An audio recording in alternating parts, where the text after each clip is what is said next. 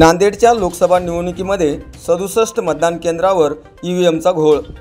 वंचित बहुजन आघाडीचे उमेदवार ॲडव्होकेट अविनाश भोशीकर यांचा आक्षेप। नांदेड लोकसभा मतदारसंघातील निवडणूक 26 एप्रिल रोजी झाली।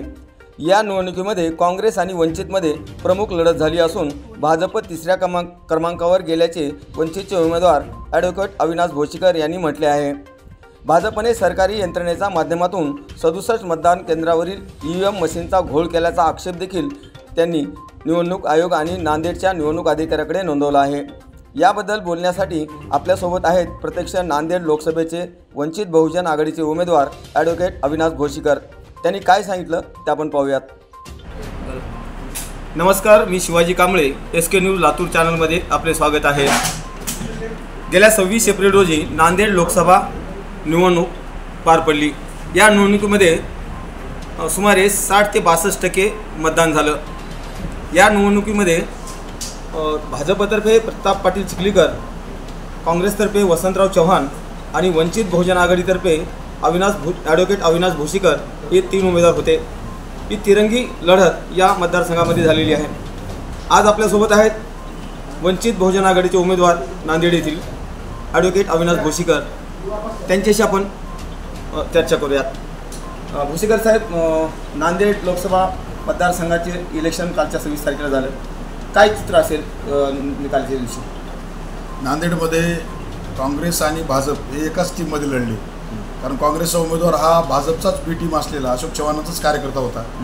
पण लोकांनी प्रचंड मोठ्या प्रमाणात भाजपला तर नाकारलेलंच आहे, पण काँग्रेससुद्धा उमेदवार म्हणजे अगदी सगळ्या व्हेंटिलेटर असल्यासारखा म्हणजे त्यांच्या काठावरच आहे।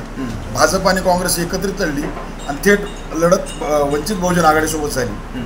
आज तरी आजचे सगळे सर्वे सांगतात की भाजप 3 नंबरला आहे। वंचित बहुजन आघाडी आणि काँग्रेसमधील लढत झाली आणि निश्चित नांदेडची जनता यावेळेस परिवर्तन करणार आहे, वंचित बहुजन आघाडीला निवडून देणार आहे, कारण हे सगळे एकाच टीमचे चटेबेटे होते। त्यामुळे नांदेड निश्चित यावेळेस परिवर्तन होणार आहे।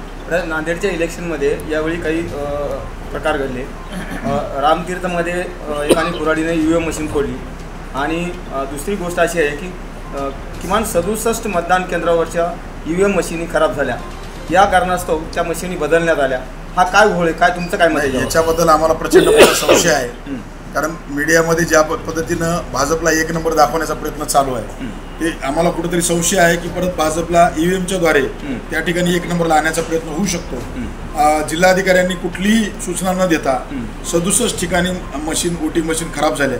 खाली तर आमच्या यंत्रणेला कुठेही कळालं नाही। 1-2 ठिकाणी वगळता बाकी सगळीकडे सुरळीत चाललेलं होतं, पण 67 ठिकाणी जिथं विशेषतः लिंगायत बहुल गावांमधल्याच मशीन बदलण्यात आल्या। पण वंचित बहुजन आघाडीचा उमेदवार हा लिंगायत उमेदवार तिथे दिला होता आणि म्हणून त्याच्यावर मी आक्षेप घेतलेला आहे आणि 2 दिवसात त्यांचं समाधान उत्तर नाही आलं तर त्या ठिकाणी वंचित बहुजन आघाडीतर्फे आम्ही प्रचंड मोठा मोर्चा त्या ठिकाणी काढणार आहोत।